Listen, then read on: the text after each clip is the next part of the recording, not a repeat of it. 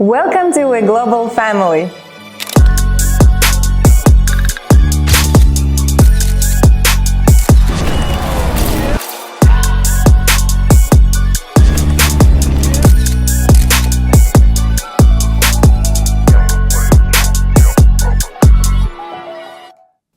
Барлығына сәлем, менің есімім Төрекелі Teacher. Бұл видеода біз сіздермен Назарбаев университетінің сайтындағы официальный пробный нуетті талдаймыз. Енді нует 2 пәннен тұрады, енді 5 пәннен тұрама, сол сияқты нуетте 2 пәннен тұрады, оның біріншісі математика, екіншісі логика. Енді мынау қазір алдарыңызда көріп тұрған, соның нуеттің логика бөлігі.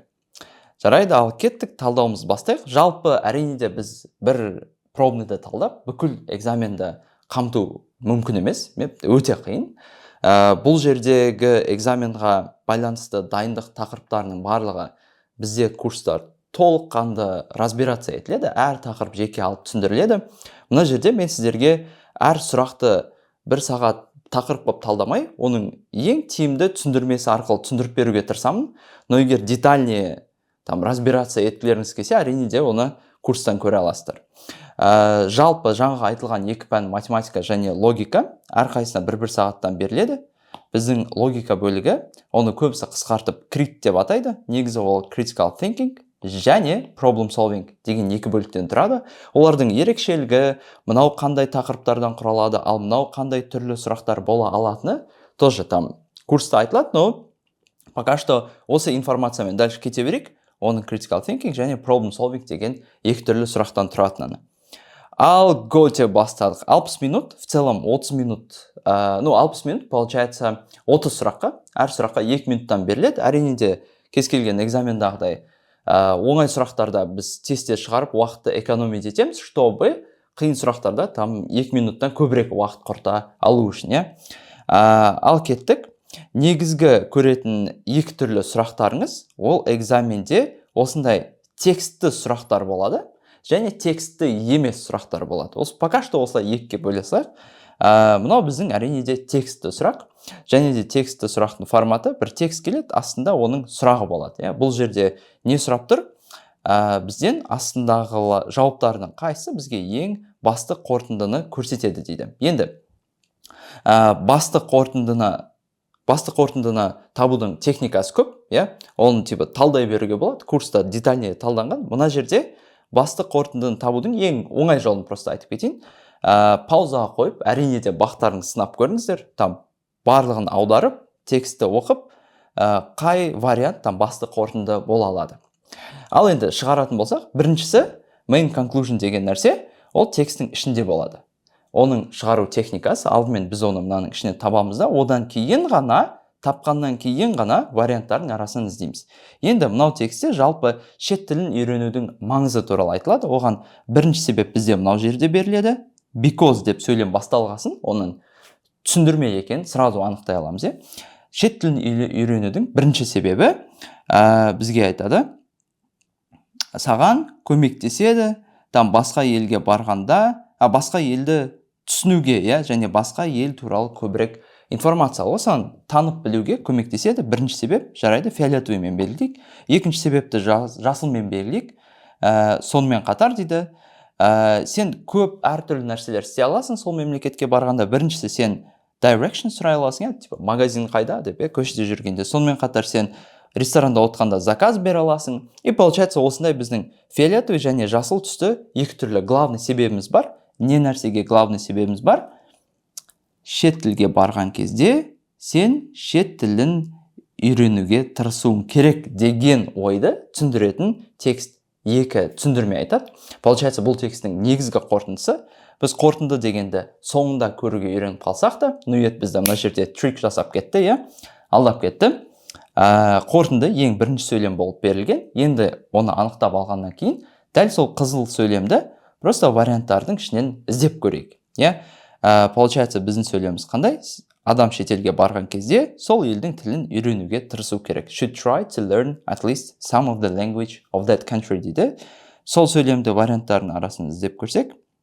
Міне, мынау тауып алдық. When people visit a foreign country, they should try to learn some of the language. Сөздерін сәл-сәл ауыстырып, мына жерге тық қойған D вариантында. Осылайша біз нуеттің ең алғаш есебін шығарып тастадық. Яғни басында вот көрдік, бір түрлі сияқты көрінді, но талдаудан кейін артқа қарасақ өте структурно, өте оңай сияқты, иә. Окей.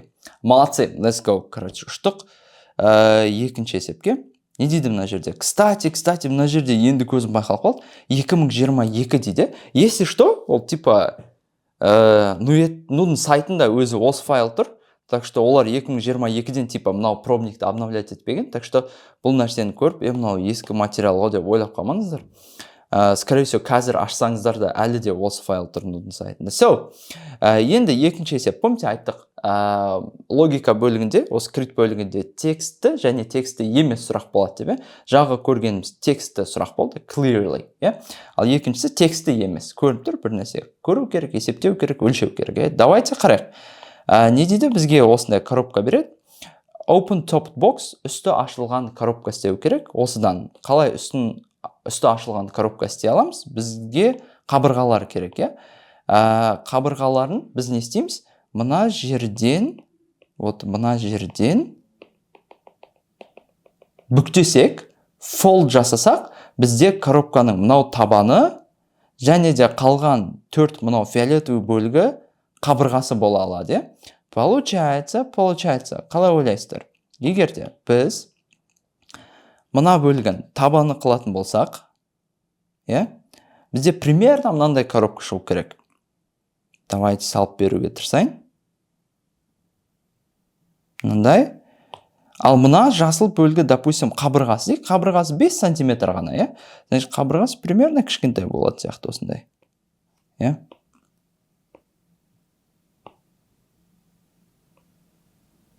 Вот осындай, коробка шығады. Open topped, үсті ашық. И осы жерден, енді осының көлемін тап дейді. 8-ші класс, кубтың көлемін табу. Давайте қарап көрейік. Бізге белгілі ма оның биіктігі, ені және ұзындығы көрейік. Бізге белгілі, оның, қазір айтамын, мынау полный ұзындығы. Мен білемін, оның мынау қабырғасы 5 сантиметр, және мынау қабырғасы 5 сантиметр. Олай болса, мына екеуі 5 сантиметрден болатын болса, мынау бөлігі қанша? 50-ден 5-ті 2 рет алып тастасақ 40 сантиметр. Дәл солай, біз мынау қабырғасы туралы да айта аламыз.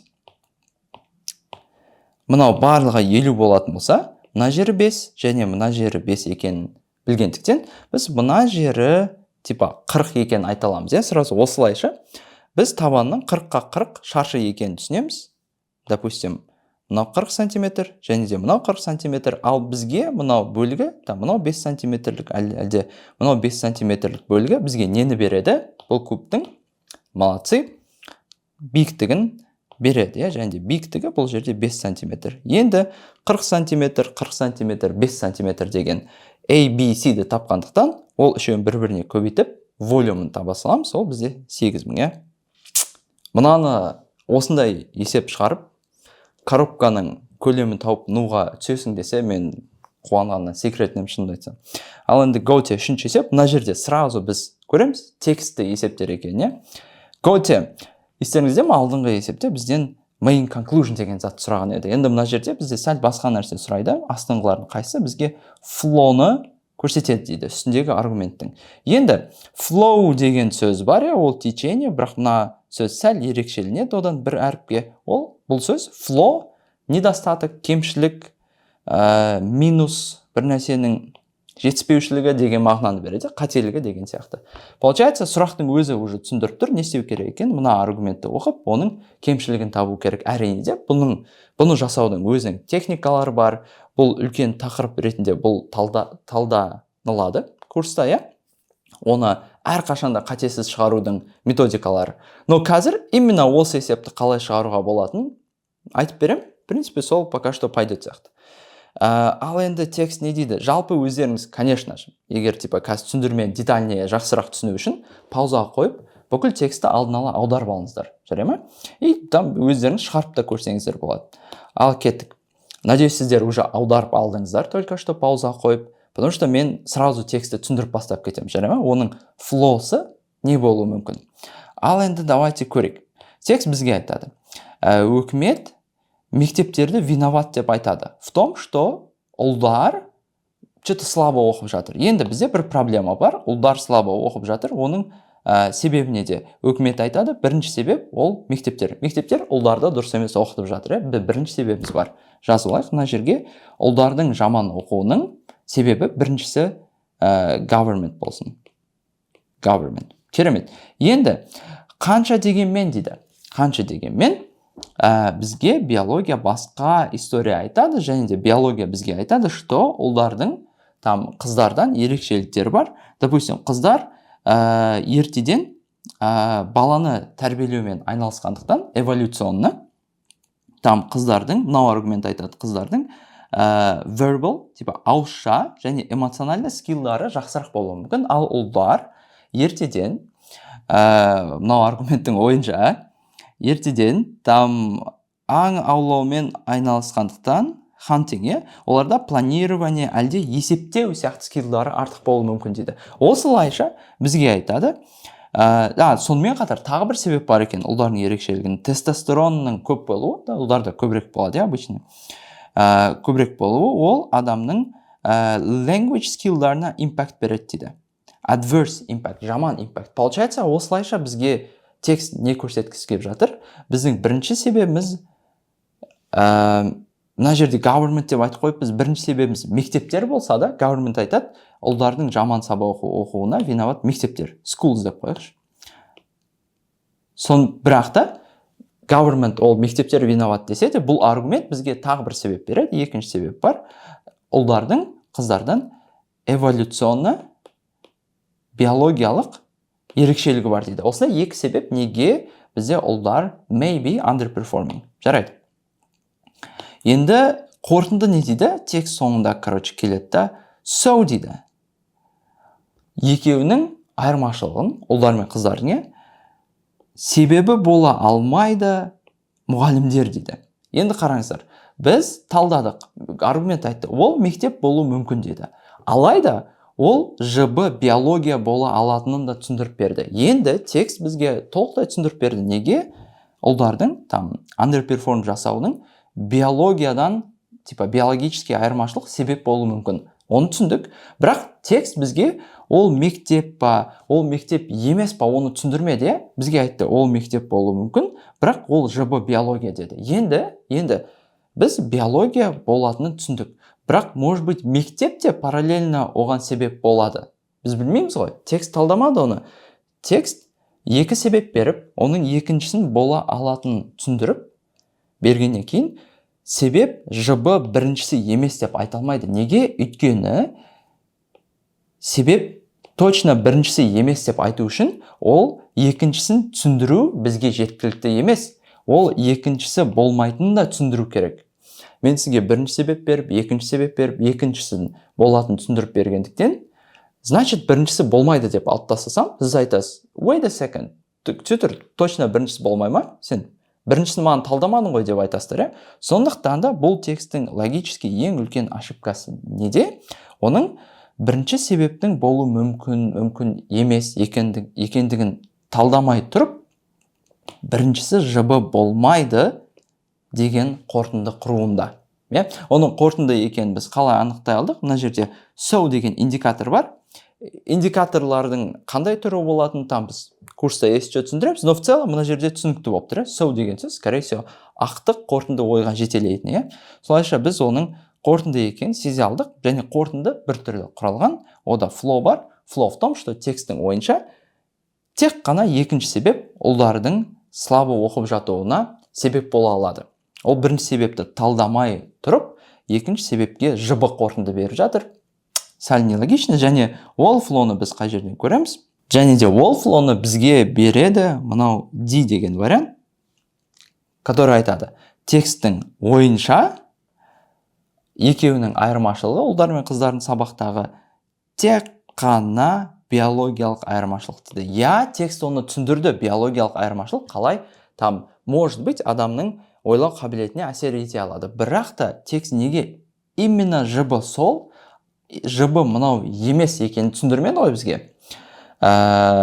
Сондықтан да текстің қателігі ол себеп мынау бола алмайды, әлде екі себеп қатарынан параллельно бола алмайды деп assume жасап қалуында. Молодцы. Өте күрделі, күшті талдадық мынау сұрақтың түрін.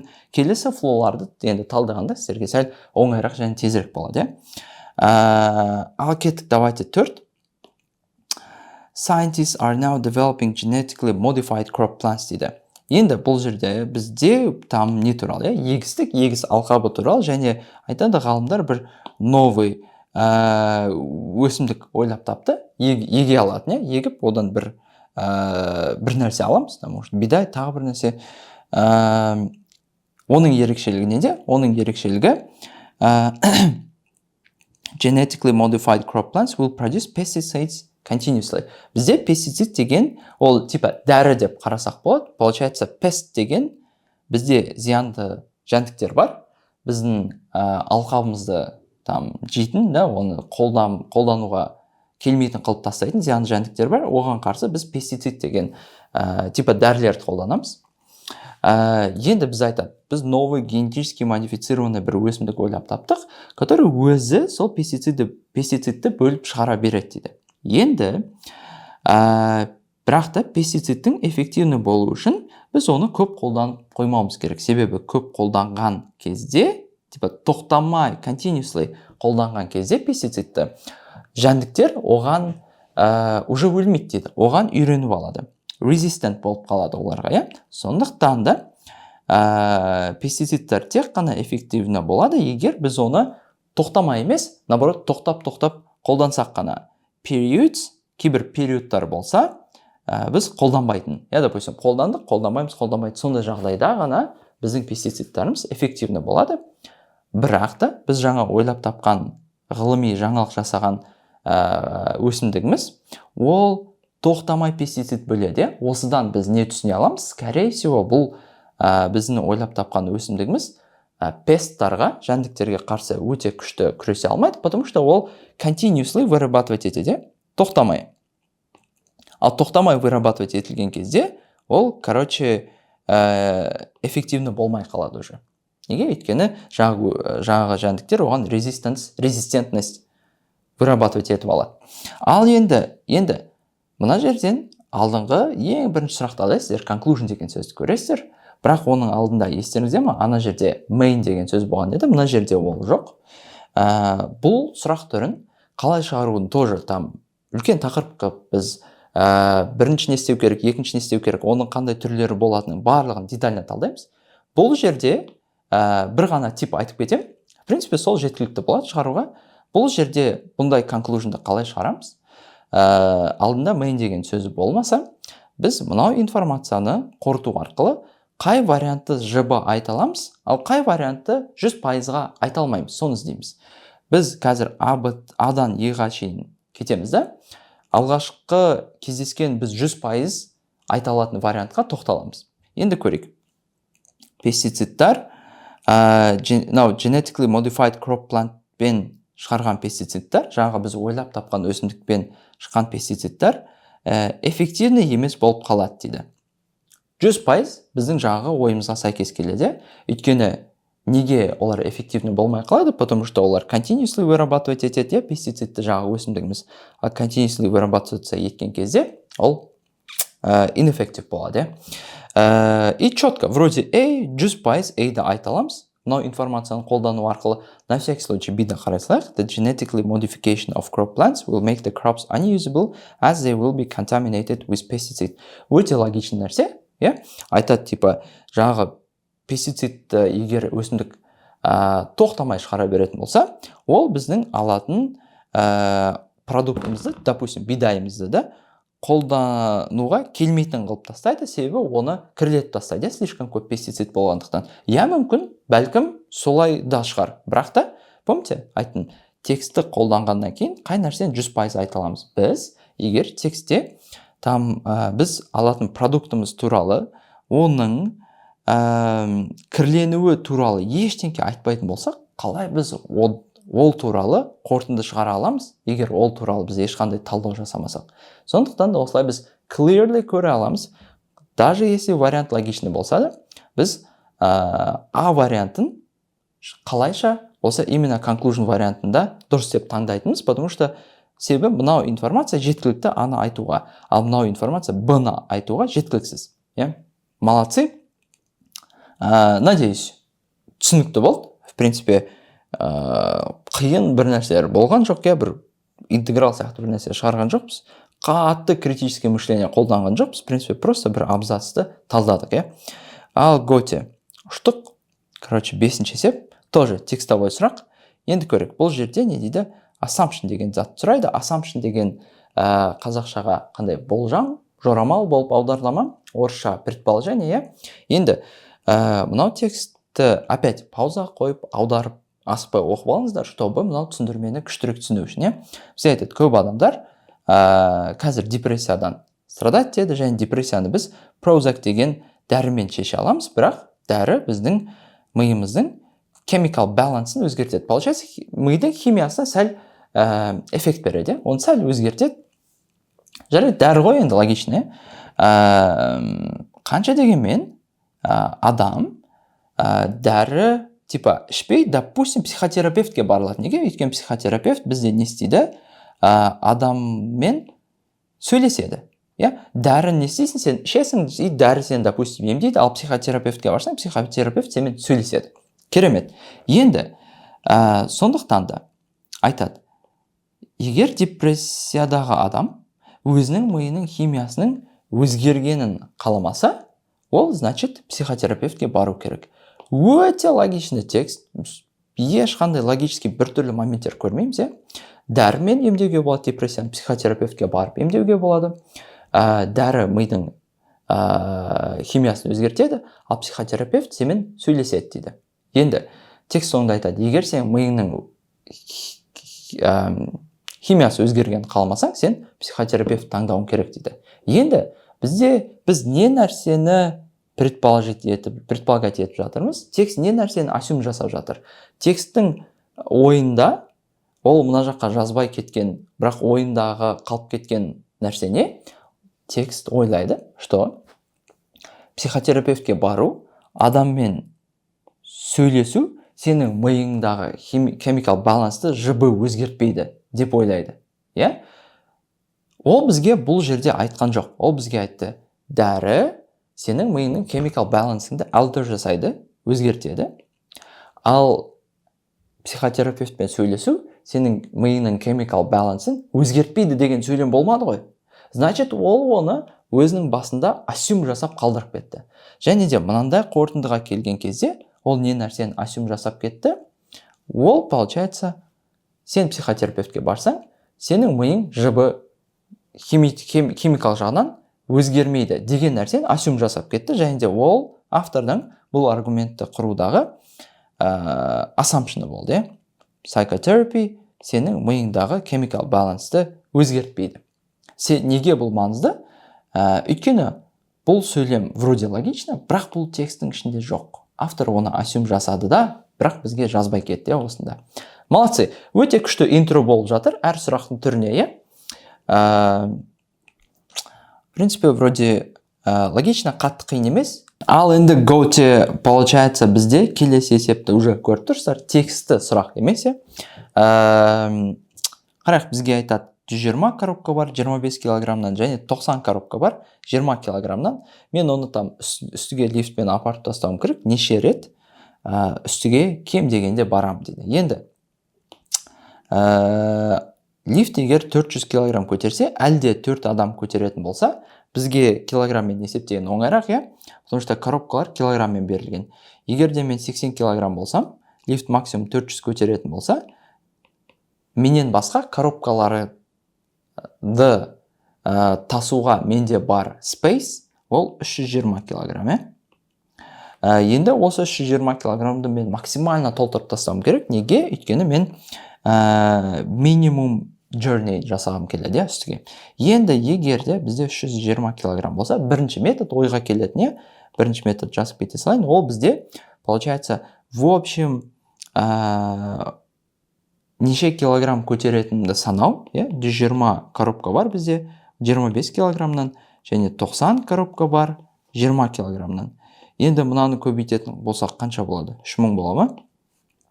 Мынаны 3000 килограмм, мынаны көбейтетін болсақ 1800 килограмм болды. Получается, в общем, біз 4800 килограмм көтеруіміз керек. Үстіге бірінші метод ойымызға келетін, ол әрине де мынау 4800 килограммды 320 килограммға бөле салу, сол кезде 15 шығады. Получается, біз 15 рет үстіге шығуымыз керек, чтобы мынау коробкалардың барлығын апарып тастау үшін. Бірақ та бізде бір проблема бар. Біз уверен айта аламыз ба, что әр джорнида біз мынау 320 килограммды идеально толтыратынымызды. Еш джорнида 315 болып қалмайтынына уверенбіз ба? Сол момент бар, Енді баста күмән туды, Енді бұл күмәнді алып тастау үшін біз более точный методпен шығаруға тырысып көрейік. Екінші метод, допустим, біз уже сценарий құру керекпіз. Айту керекпіз, что я каждый раз шынымен де біз там, или давайте прогонять етейік, просто әр жол максимум қанша килограммнан апара алатынымызды. Допустим, давайте көрейік, айтайық 25 килограммдық коробканы, 25 килограммдық.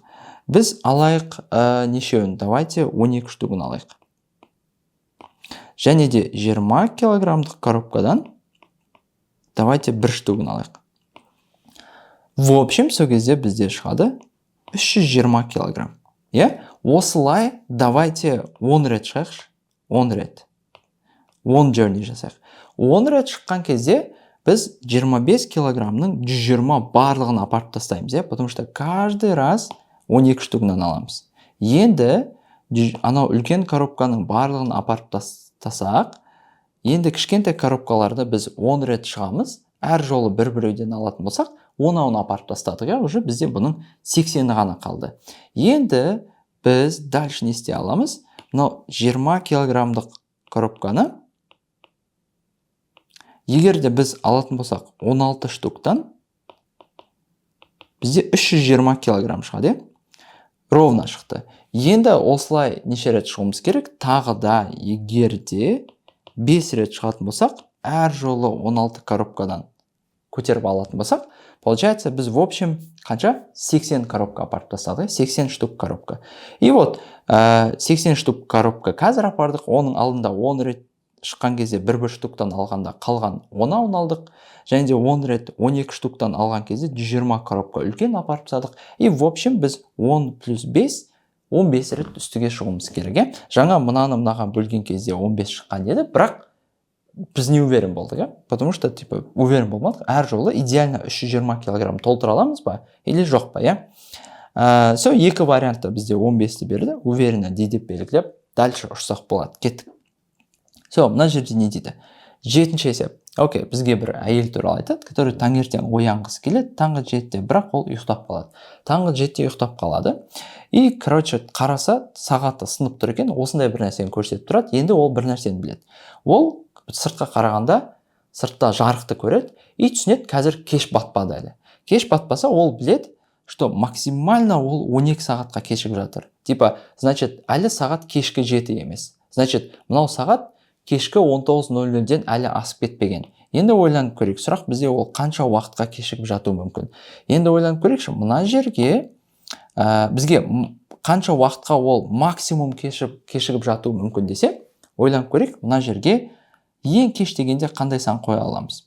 Енді қалай ойлайсыздар? Ең кеш дегенде әрине де сағат 20 бір нәрсе бола алады, допустим, мына жерге 20 бір нәрсе де аламыз. Алайда бізге айтты ғой, кешкі сағат 7-ден асып кетпеді әлі уақыт. Значит, біз түсінеміз, бұл жерге 20-ны қоймасақ, келесі ең кеш уақыт ол 10 бір нәрсе, сағат типа 19, 18, 17. Бірақ мына жерге 10 деген сан қойылмайды, себебі бірге мынау мешать етіп тұр, 1 деген санды қоюға. Осыдан біз түсінеміз, сағат мына жерге енді соңғы вариант, 0 деген сан ғана қойылады, получается сағат 0 бір нәрсе. Сағат жазып қойықшы мына жерге сразу. Сағат бізде 0 бір нәрсе. Енді келесі көрейік, мына жерге қандай ең кеш уақыт қоя аламыз? Конечно, 9, 0,9 бір нәрсе. И, допустим, мына жерге 9-ды қоятын болсақ, 0,9 бір нәрсе болады. Енді 0,9 ең кеш мына жерге не қойыламыз? 59 деген минутты қойыламыз. Көрейік, сәйкес келе ме екен? 5 сәйкес келді. И 9 сәйкес келді. Получается, біздің мынау критерийге, историяға сәйкес келетін ең greatest amount біз кешігіп жатуымыз мүмкін. Ол 7-де тұруымыз керек еді, бірақ уже сағат 09:59. Және де сұрақ, біз неше уақытқа кешігіп жатырық? Таңғы 7-ден 2 сағат 59 минутқа кешігіп жатыр. Окей. 7-ші сыныптың есебі ма? Қазақшаға аударсақ, но біреу 8-ші класстың уровеніне түсіп кетеді, но ағылшынша болғандықтан сәл қиын көрінуі мүмкін, но байқасаңыздар өте оңай история. Ал кеттік 8-ге. Айтады бізде бір Рихтер шкаласы бойынша жер сілкінісі, оның күші, там, допустим, типа бір юнитпен есептелінеді, жарайды. Енді айтады, допустим, бізде шкаладағы әр бір юнит өзгерген кезде, ол жер сілкінісінің күшінің 10 есесін береді. Сәл түсініксіз болса, былай айтсақ болады, допустим, қалай ойлайсыздар? Егер бір қалада там 4 балды жер сілкінісі болды, және 8 балды жер сілкінісі болды, шкала бойынша вроде мынадан 2 есе көп, бірақ мынау 4 бал болғандықтан, мынау 8 бал болғандықтан, мынадан 2 есе қаттырақ жер сілкінді деп айта аламыз ба? Уверен емеспіз, себебі мына жерде жер типа 10 есе, 100 есе қатты сілкінген болуы мүмкін. Просто шкала бойынша ол 2 есе болып көрініп тұр. Енді бізге текст айтады, именно осы шкала бойынша бір рет өзгерген кезде ол күші 10 есе өседі дейді. Fold деген есе деген сөз. Значит, біз түсінеміз, y жер сілкінісі x-тан 10 есе мықты болды, z y-дан 10 есе болды, өйткені аралар бір юнит. Осыған сәйкес келетін бізде бір ғана жауап бар, который айтады x, ол y-дің күшінің 10-нан бірі болды, ал z-дің 100-ден бірі болды деген вариант. Окей. Тоже қатты қиын есеп емес, өте қызық есеп. Короче, ұштық 10 есепке. Так, не дейді, мынау текстті сұрақ екен, сразу көреміз. Не дейді бұл есеп? Бізден алдыңғы сұрақтарда біз әртүрлі тексті сұрақтар шығардық, main conclusion шығардық ең алдымен, потом flow деген шығардық, жетіспеушілік, кемшілік. Потом assumption деген шығардық, жаңа не нәрсені біз assume жасаймыз. Енді бізде weekend деген вариант, в целом бұның да әрине өзінің техникалары бар, там өзінің конспектісі бар, механизмі бар, қалай тестті оңай шығарып тастауға болады. В целом именно осы weekendді біз қалай шығарсақ болады? Бүкіл weekendдерді әрине де біз мынау текстті оқып, оған максимально оны аслабить етуге тырысамыз. Бұл ситуацияда қалай істесек болады? Бізде жалпы текст не туралы айтайық? Әрине көріп алайық, алдымен пілдің сүйегінен жасалатын продукттар жайлы. Енді айтады, оған әлемде қазір соңғы 2 айда қарасақ, оған деген спрос төмендеп жатыр. Пілдің сүйегінен спрос төмендесе, қалай ойлайсыздар? Пілге деген аңшылықтың количествосы түсу керек қой. Неге? Өйткені уже спрос төмен, типа оны салып, ол сүйекті алып сатайын десең, спрос төмен, значит, азырақ браконьерство болады, азырақ охота болады, elephant poaching'ның саны азаяды. Охота на слонов азаяды. Бұл логично. Енді соны давайте weekend жасауға тырысайық. A, B, C, D, E по очереди кетеміз. Ең алғаш ең күшті текстімізді аслабить еткен вариантты қалдырып кетеміз. Шынымен де охота на слонов төмендей ма? Көрейік. Вариант А. There are fewer elephants than there were 10 years ago, so poachers are finding it increasingly difficult to make living from ivory trade. Енді айтады. Қазір 10 жыл бұрынға қарағанда азырақ пілдер бар, сондықтан адамдарға уже піл аулаумен ақша табу қиын болып бара жатыр. Получается, мынау А деген вариант піл аулаудың азаюына көнеді, онымен келіседі. Получается, бұл да андай история айтып жатыр, в котором пілге деген аңшылық азайып жатыр. Получается, бұл текстті weekend жасады ма, аслабить етті ме? Жоқ, ол онымен келісіп тұр, ол наоборот күшейтіп тұрған сияқты. Енді биді көрейік. Охотниктар қазір енді өте күштірек мылтық қолданады, және де онымен көбірек піл өлтіруге болады дейді. Бұл текстке қарама-қарсы шығады. Бізге как раз сондай вариант керек қой, что типа жоқ, енді охота азаймайды деп айтатын вариант керек, алайда бізге просто охота азаймайды деп айтатын вариантқа қарағанда бізде демант 2 айдың ішінде түссе де, соның өзінде бізде охота деклайн болмайды деп айтқан вариант әлде қайда күштірек болады, неде? Бүкіл аргументке қарама-қарсы келсе. Пока биді вариант ретінде қалдырып кетейік, ол мына жеріне вроде қорытындыға пока что weekend жасайды, қорытындыны күштірек вариант болса, соны таңдаймыз. Енді әлемдегі жаңағы пілдің сүйегінен жасалған продукттарға деген спрос жылдың ішінде fluctuate жасайды. Fluctuate деген өседі, түседі, жылдың ішінде. Енді осы информацияны білгеннен кейін біз не ойлаймыз? Біз ойлаймыз, мына аргумент неге 2 айдың ішіндегі спростың түсуін алды да, содан бір какой-то қорытынды шығарып жатыр.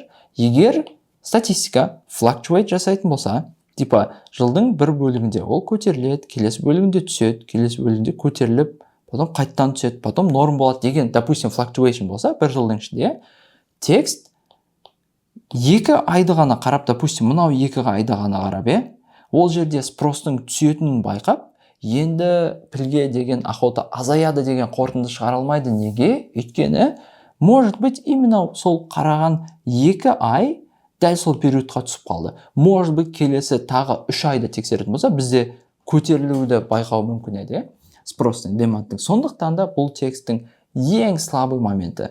Оның осы 2 айды ғана алып, содан қорытынды жасаған, оны біз қайдан білдік? Мынау C-дағы информацияны оқу арқылы, и осы өте күшті удар жасады, аргументке. Молодцы. Ал енді ұштық келесі юбилейні 10-шы сұрағымызға. Не дейді? Бізге флоумен уже таныспыз, оңайрақ болу керек. Бізге айтады, короче, осы аргументтің кемшілігін тап дейді, бақтарын сынап көріңіздер, уже жаңа түсініп алыңыздар, флоу плюс-минус қалай шығарылатынын. Пауза қойып, оқып, аударып, қарап көруге тырысыңыздар. В целом бұл жерде қандай история айтады? Бізге айтады. Короче, алкоголь ішу бір какой-то больницада, сол больницаның райондағы информация бойынша 10 жыл бір research жүргізілді, және олар тауыпты, әйелдердің арасындағы алкоголь ішу 40%-ға өсіпті. Енді біз білеміз, әйелдердің мынандай информация, әйелдердің алкоголь ішуі 40%-ға өсіпті. Сонымен қатар біз қандай информацияны білеміз? Сонымен қатар мынау сөйлемде айтады, дәл сол периодта әйелдердің арасында breast cancer ауруының саны өсіпті. Breast cancer. Ол да өсіпті. И текст не дейді? Текст келеді да бізге мынандай бір түрлі қорытынды беріп жүреді. Сондықтан да алкоголь ол breast cancer өсуінің себепкері дейді. Алкоголь breast cancerдің өсуіне алып келеді дейді. Енді қаншалық сенесіздер бұған? Өте бір түрлі аргумент, неге ол сіздердің құлақтарыңызға бір түрлі болып естілді? Себебі бұл жерде сіздер уже интуитивно түсініп тұрсыздар. Жалпы сол қалада, сол регионда, дәл сол 10 жылдықта әйелдердің денсаулығына қатысты, әйелдердің лайфстайлына байланысты миллион нәрсе өсіп, миллион нәрсе түсуі мүмкін. Және де сол көп статистиканың арасынан біз екеуін таңдап алып, мынаның себепкері деп айтамаймыз. Может быть, мынау нәрсе мынаның себепкері болды, ал мынау нәрсеге алып келді. Біз мүлдем айта алмаймыз. Сондықтан да біз екі статистиканың совпадениясын көрген кезде біз оны корреляция деп атаймыз. Енді бұл нәрсені там флоудың қандай түрлері болатынын курста детально талдап өтеміз. Оның біреуінің корреляция болатынын осы мысалдан күшті көріп жатсыздар. Екі нәрсе болса да статистикада біреу екіншісіне алып келеді деп айта алмаймыз, пока біз оны аргументтің ішінде түсіндірмегенімізше. Ал ол түсіндіру текстте жоқ. Сондықтан да бұл текстің ең үлкен кемшілігі ол екі корреляцияны көріп, оны байқамай, бір нәрсе мен екінші нәрсе корреляция болса да, бір нәрсе екіншісінің себебі деп айтуында. Ең үлкен минусы корреляцияны байқаусыз бірі екіншісіне cause, себеп деп түсініп қалуында. Олар бір-біріне себеп емес, олар жай бір-бірімен коррелирует. Молодцы. Бірінші 3-тен 1 бөлігін талдап тастадық. Go дегенде келесі сұрақтар уже көріп жатсыздар, қайталанып жатыр, сұрақ түрлері уже оңайрақ болу керек. Go үштік 11 текстік сұрақ. Бұл жерде drawn conclusion сіздер көрдіңіздер. Жаңа қандай insight айтқан едік. Жаңа, получается, тексттегі ақпаратты қолдану арқылы қай нәрсені біз айта аламыз, ал қай нәрсені біз айта алмаймыз. Егер де біз бір нәрсені, допустим, 100% айта алатын болсақ, все, болды, соны таңдап кете береміз. Мынаны пауза қойып оқып көріңіздер, мынау текстті жалпы не туралы. әртүрлі балалардың әртүрлі нефтемзат жасауында. Айтады, короче, бір бала там, допустим, ұрлауы мүмкін. Не үшін ұрлауы мүмкін? Ол мақтану үшін ұрлауы мүмкін. Бірінші себеп, допустим, ол хобби болуы мүмкін. Жоқ, support a хобби дейді. Там, допустим, может футбол ойнайды и кроссовкасына ақша жетпей жатыр, допустим, әлде там қарындасының туған күні соған подарок алу үшін. Получается, ол әртүрлі себептермен ұрлауы мүмкін. Сол сияқты ол әртүрлі себептермен сабақта көшіруі мүмкін. Осында мына жерде әртүрлі себеп береді. Енді біз осындай ақпарат білеміз. Енді бізде, помните, conclusionның алдындағы main дегені жоқ. Біз оны drawn conclusion деп атаймыз. Draw деген сурет салу емес. Болазар жоқ. Келеді, бірақ бұл жерде выводить деген аудармасы бар. Drawдың бір нәрсені шығару. Осы жерден қандай қорытынды шығара аламыз? Қарап көрейік. Оның жаңа біз күшті бір техникасын үйреніп кеттік. Қай ақпаратты точно айта аламыз? Тек қана мынау информацияны қолдану арқылы. Ал қайсысын айта алмаймыз? Да айта аламыз ба? Бала бір ситуацияда жаман жасса да, келесі ситуацияда жаман болады деп айту wrong дейді, қате дейді. Вроде perfectly келеді, жестко сәйкес келеді. Неге? Өйткені біз көріп тұрмыз, әр баланың жаман бір нәрсе жасау себебі әртүрлі болатын болса, бала там бүгін көшірді, или, допустим, бүгін ұрлады, келесі ситуацияда да ұрлайды. Әлде, значит, ол сабақта көшіреді деп айту қате. Неге? Өйткені әр баланың себебі әртүрлі. Оны біз тікелей қай жерден көре аламыз? Мына жерде біз түсінеміз, егер анау бала ұрлауының себебі қарындасына подарок алу болса, допустим, бүгін оның қарындасының туған күні болмаса, қалай ойлайсыздар? Ол ұрлауы мүмкін бе еді подарокты? Уже күмәнді, уже білмейміз. Может ұрлайтын еді, может ұрламайтын еді. Так что біз жыбы айтамаймыз. Біз предположение жасай алмаймыз. Бала жамандық жасса, жыбы келесі жолы точно жамандық жасайды деп. Потому что әр ситуацияда ол әртүрлі действовать ететін біз осы текстен түсіне аламыз. Все, молодцы. Сонымен ұштық 12-ші есепке. Получается, тексттік емес. Бұл жерде бізге магазиндағы чек және скидка туралы история айтады. Бізде Сью мен Бен, получается, магазинге барады, и олар 96 евроға зат жинап алады. Және де ол 96 евроға қанша скидка беріледі? Мұна үшеуінің қай категориясына жатады бізде 96? Up to 100. Оған біз 33% скидка аламыз дейді. Окей, понятно. Егер 96-дан біз 33% скидка алатын болсақ, значит, біздің кассадағы счетымыз, чегіміз неше шығады? 96-ның минус 33% бізде шығады 64 евро. Вот осындай счет шықты. Базар жоқ. Енді бізге айтады, а что если біз, тағы да экстра 6 евроға зат жинап алсақ, неше экономить ететін едік дейді. Хорошо. Егер біз қосымша 6 евроға зат жинап алатын болсақ, бізде общий счет шығатын еді қанша? 96 плюс 6, 102 евро шығатын еді. Окей, ал 102 евро уже бізде мынау категорияға падайды, 100-ден көп. Ал 100-ден көп болған кезде біз 50% скидка аламыз. Хорошо, минус 50% 102-ден бізде чегіміз шығады 51 евро. Керемет. Енді бізде сұрақ болған еді, қосымша 6 евро жарату арқылы қанша біз азырақ жаратамыз? Окей, өте қызық.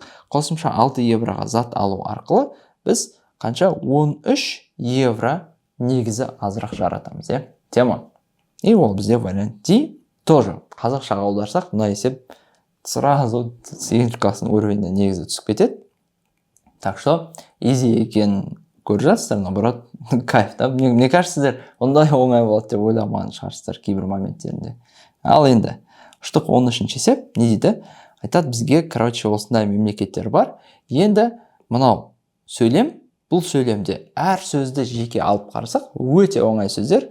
90%-іңіз мына жердегі бүкіл сөздерді білесіздер. Может быть, бір максимум сөзді білмейсіздер. Енді, значит, егер бұл сөйлемнің ішіндегі барлық сөздер бізге понятно болса, енді барлығын қосқан кезде давайте шатаспай аударуға тырысайық. Айтады, мемлекеттердің өсу пайызы, ал біз білеміз, өсу пайызы как раз таки осы таблицада берілген. Growth percentage, и percentage growth оставалось стабильно больше половины первого периода на следующих периодах. Получается, келесі периодтарда оның алғашқы периодың жартысынан көбірек болды ма? Болған жоқ па? Мысалы, көрейік, бір мемлекетті көрейік, давайте Франция деген мемлекетті көрейік, оның бірінші периодының жартысы, 5/4 жартысы қанша?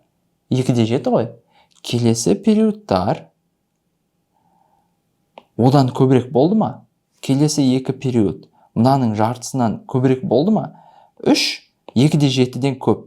Бірақ 2/6 2/7-ден көп емес, сондықтан Франция біздің іздеп жатқан мемлекетіміз емес. Енді ең қызығы бізде мына жерге 10 шақты мемлекет береді, бірақ та біз өте қу адамдармыз. Короче, мына жерде ABCDEдегі 5 мемлекетті ғана тексереміз и все. Себебі біз түсініп қойдық, например, Япония ЖБ жауап болмайды, сондықтан да біз оны, тексермей аттап өте аламыз. И United Kingdom B кеттік ұштық не дейді? United Kingdom ол екінші және үшінші периодтары стабильно бірінші периодтың жартысынан көп болды ма? Жоқ, болған жоқ. Себебі бірінші периодтың жартысы 1.8, ал мынау 1.8-ден көп емес. Жарайды. Germany кеттік ұштық тексердік. Не дейді? Айтады, келесі периодтар 3/1 және 1/6 болды. Олар мынаның жартысынан үлкен ба? Никак нет, үлкен емес. Және де Denmark вариант D не дейді?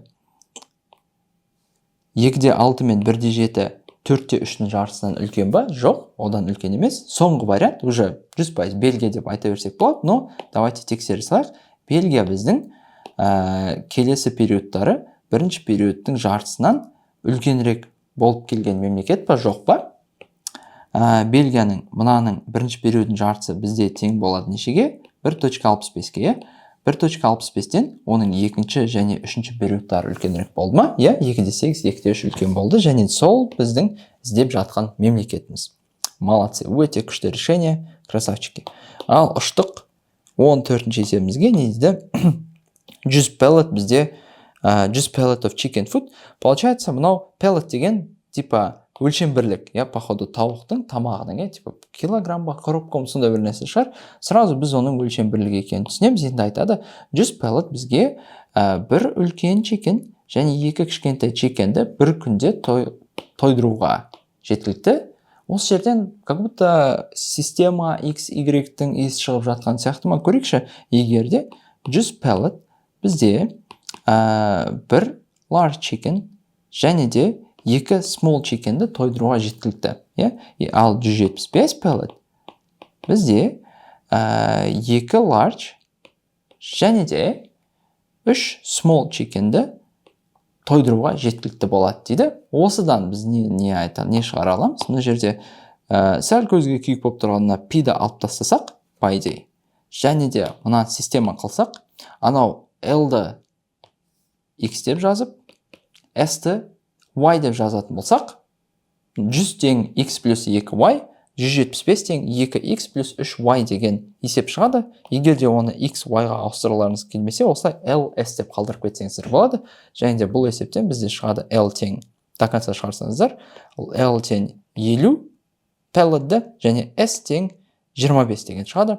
Бұл дегеніміз не? Үлкен чикенді тойдыру үшін бізге 50 pellet тамақ керек, ал small чикенді тойдыру үшін бір күнге 25 pellet тамақ керек.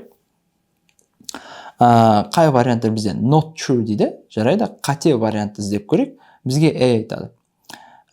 Короче, кішкентай тауық бір күннен ұзағырақ тойып жүре алады 30 pellet тамаққа. Кішкентай чикен 25 pellet қана требовать етеді, және де 30 pelletқа шынымен де longer than a one day тойып жүре алады. Жарайды, 70 pellet of food жеткілікті. Бізде бір үлкен чикенді тойдыруға бір күнге смело жетеді 70, өйткені үлкен чикенға 50-дің өзі жеткілікті. C. Үлкен чикен needs twice as many pellets as small chicken. Шынымен де 2 есе көп, мазыр жоқ. True. D. 2 large and 4 small chickens. Есептеп көрейік шынан. 2 large, 2 үлкен chicken бізде 100 болады. Және де 4 small chicken, мынаның 4-еуі тоже бізде 100 болады. В общем, оларға 200 pellet керек болады. Ровно 100 плюс 100, 200 шықты. Бұл жерде де біз деп уже ұра берсек болады, но тексере салайық. Бізге айтады, үш large дегеніміз мынаның үшеуі, ол 150, және де 10 small chickens, ол мынаның 10-ауы, значит, ол 250. В общем, оларға керек болады. Қанша? 400. Бірақ бізде E варианты айтады, оларға 450 керек болады дейді. Осы жерден ол not true болып қалады. Окей, молодцы. So, осы жерден ұштық 15-ші есепке. Так, бізден drawn conclusion сұрайды. Давайте оқып көрейік. Текстің өзі бізде университеттер және ол жердегі бір қызық өзгеріс туралы айтылады. Давайте университеттегі оқуды 3 жылдықтан 2 жылдыққа қысқартайық дейді. Бізде вроде айтуда да 3 жыл оқиды.